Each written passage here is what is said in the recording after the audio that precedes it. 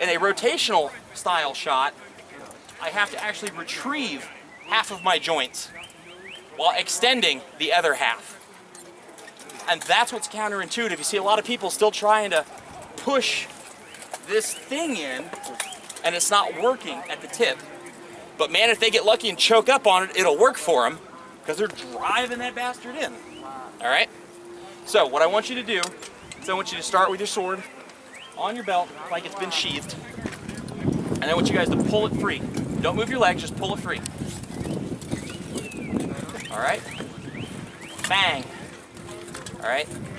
Some like cool samurai ijitsu stuff, right? Like, wata! Bruce Lee's favorite drink, by the way. Wata! Anyways, this is what your upper three joints are going to be doing for this exterior shot, right? Bang.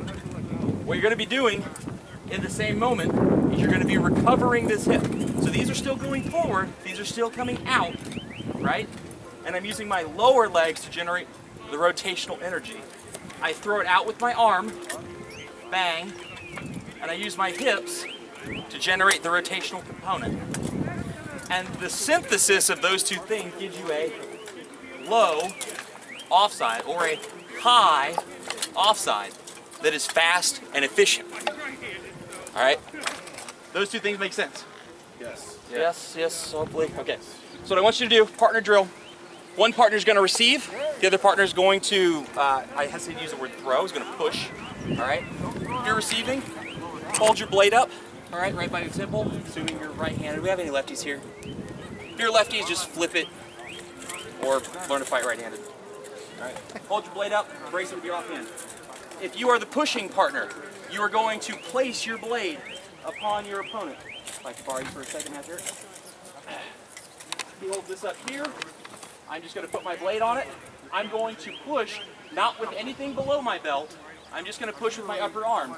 And just like we did earlier, I'm going to focus on that kinetic chain. I'm going to stop, I'm going to think, I'm going to place a bullseye on all the muscles I'm contracting. Push with the upper body. And now I'm going to do the same thing. While engaging that, I'm going to use my lower legs to try to drive that sword in. And I'm going to try to put a bullseye on which muscles I'm contracting. You'll find that you're not contracting your quad like you are when you're exploding or driving in a linear fashion. All right? You're actually digging in. You're contracting that glute. You're retrieving that sword, right? You're contracting your intercostals and your obliques. Bang! As you drive that rotational energy in. Bam! It's a lot better than if I'm just trying to push it in. All right? Partner up real quick. Try that. Everybody get 2 or 3 passes there. First with the arm, then with the hips. No, first with the arm. So like you're pushing it, like you're going to strike the opponent. I'm not doing the hip yet, I'm doing the upper. Yeah.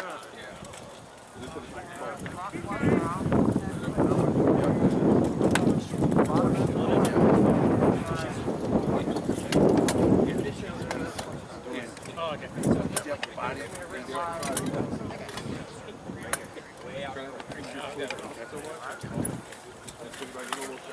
Normal shot is going to come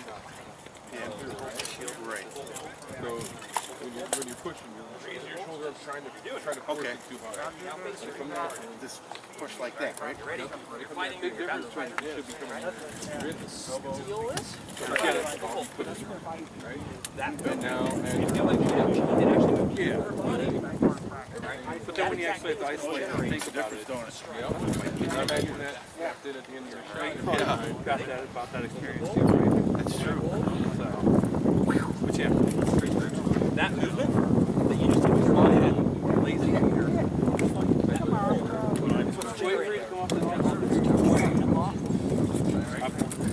here. Bang. Here's the point of the rails. The shoulder, sword, and arm are coming out. That's why. oh, yeah, his hidden sword, and then he comes right now when I use my body. There we go. It's beautiful. He came up with a And I little combine those two things. last summer. He beat on all of them. He beat on all of them. But we learned a lot. Right. Nothing really there with just the arm. Right, when you put that legs and all everything into it, lots of power. Yep.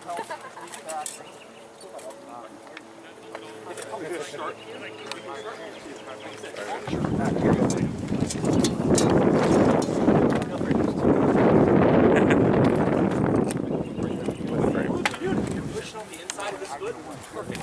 That turning movement is helping you generate that rotational energy.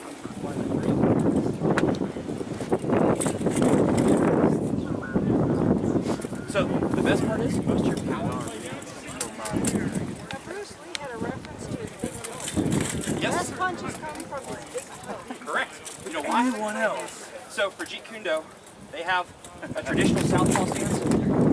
They are traditionally fighting out of the southpaw, but what they're doing is he's digging this back foot in. All right, he's actually digging that toe right there into the ground. That's what he means by that. As he's throwing this lead hand, smart hand jab, he's actually digging that toe in, and he's throwing from that toe. And the kinetic chain comes all the way up and out into the target. Favorite hand technique is lead hand flicker jab. Boom, boom, same thing, right to the eyes. Well, it comes from that toe. That's the speed of it. That's why that 2-inch punch is so devastating. It's coming from that toe. So he's pushing, bang, bang. That toe has to dig into the ground for it to be effective. So, You lift your opposite toe at the same time. yes, I've got my heel slightly off the ground. I'm on the balls of my feet, and only in that combative movement do I dig that toe in. Bang, bang. Okay, then he's lifting and moving. Put my boot back. Yeah, it's gonna actually grab that. Sorry, man. Don't let anybody tell you. Other than actual final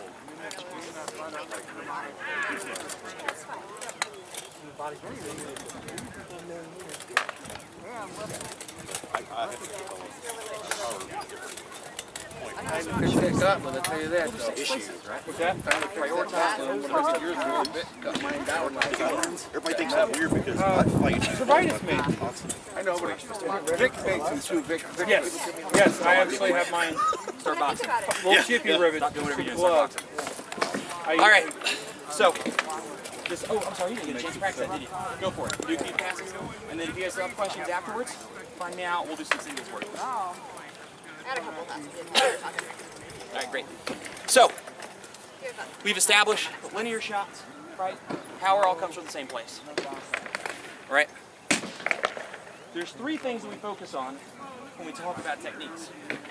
We talk about how, right? We talk about when, and we talk about why. This is the how. How do I generate power in this offside shot?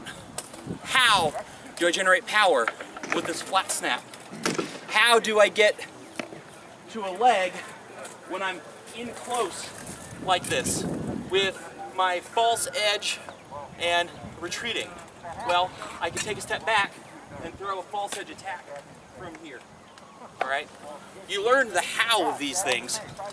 All right? The next thing we're going to talk about sword prowess is the when. When do I throw these techniques? When do I throw the snap? When do I throw the offside or the wrap or the insert sword technique here? When do I do this? If you're fighting an opponent, you have a communication with your opponent, right? Everything you do sends a message. Whether it's a message you're in control of or not, doesn't always matter, right? You need to be controlling that message. You need to be your own communications director. But everything you do sends a message. If you see somebody move their body to block something and their shield's a half second or a quarter second behind, you see it sagging, their straps are loose. Their shield's not shifting in response to their body until those straps pull tight, right? If you see somebody, when they go to block their leg, if instead of pulling it down and blocking, they jerk it over and block, well, chances are they're tight up here, right? So maybe something way out to the outside might be useful, all right? You start looking at those little things, start picking those things up, you start seeing the how, right? You start seeing the when, rather, all right? If I know how, I can take advantage of when. All right. What I want to talk to you guys about for the win is making some opportunities, making some holes with that offensive pressure, like I was talking about to be a giant nerd, using the force, right? Kind of control your opponent. Go ahead and throw the rest of your gear on. Grab shields, helmets, gorgets. Crap.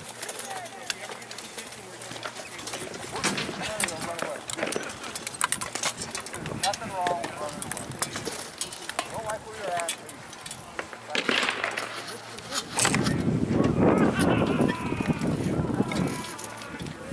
You're just as your time.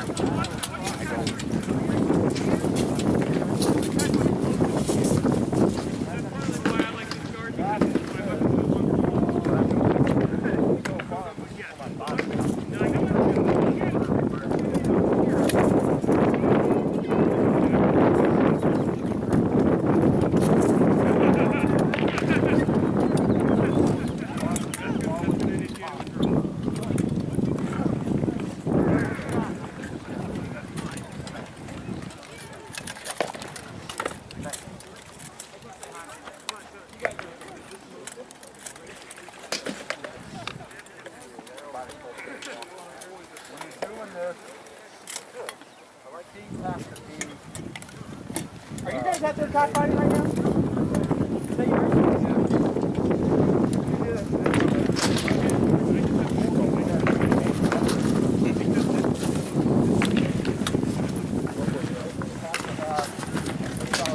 All right.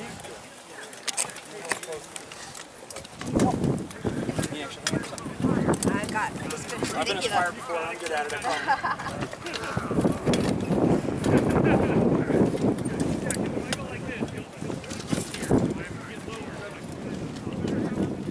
Yes. Thank you. All right.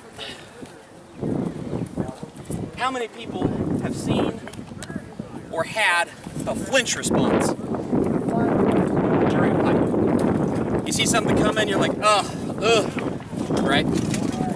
You're using that visual lead time. You're seeing something come at you and you're responding to it in real time, right?